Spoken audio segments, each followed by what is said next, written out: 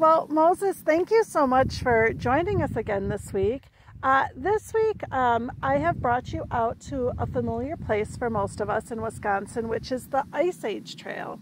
And for us, when we want to get out into the wilderness, this is a place we come. So it spans about 1,200 miles all throughout the state of Wisconsin. And I cannot imagine trying to travel that far with 600,000 people. That just, I can't even wrap my head around it. Which brings us to a very important part of your story, the wilderness. Well, yeah, I mean, so far we've talked about, you know, the things that happened in Egypt, the wonderful things that God did about freeing us and getting us through the sea and giving us commandments and all kinds of things. But really, the most difficult part of that story was going for 40 years through the wilderness and having, you know, would the people keep following me and why? Yeah. So were you able to carry a lot of stuff with you? Like, how did you survive all of that? Oh, no, we weren't able to bring hardly anything with us. Pharaoh made us leave in a hurry. We picked up what we could carry with our bare hands, and we pretty much ran.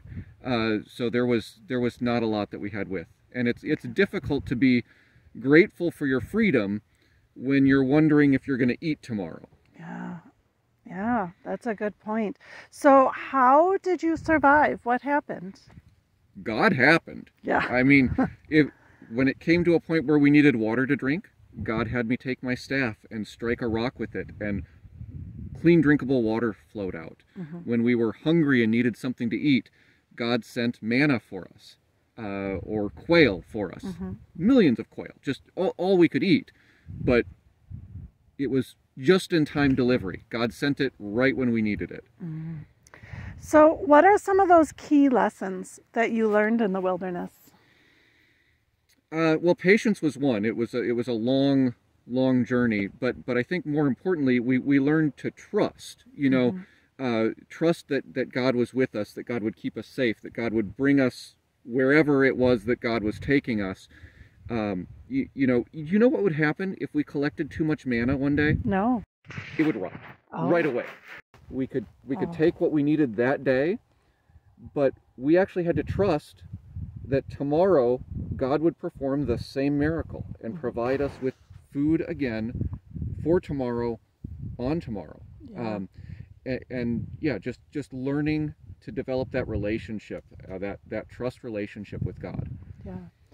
So, something I've wondered, why do you think God had you wander for 40 years in the wilderness? I have wondered that myself. I think a lot of it was that it takes time to build relationships and to develop habits. And we were trying to break free from everything the Egyptians had us doing, the slavery, the worship of their gods, everything. And we were trying to create a new relationship where we trusted fully in God as the one God. And that takes time. Yeah. So building a new collective memory probably was what God was doing there. Yeah, by the time we got to the Promised Land, the children that left Egypt with me were 40 years old. They're now the elders that are leading the people forward. Yeah. Well, Moses, I can't thank you enough for coming out into our wilderness here, and I look forward to sitting down with you for a final time next week. Sounds great. Yeah, thank you.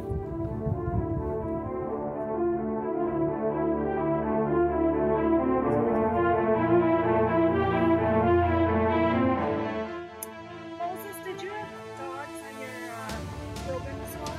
No, we weren't allowed to bring any livestock with us, so it didn't make sense to bring the working animals in. So, I do have one question. Yeah. What is the Ice Age? Well, that's a longer story, Moses.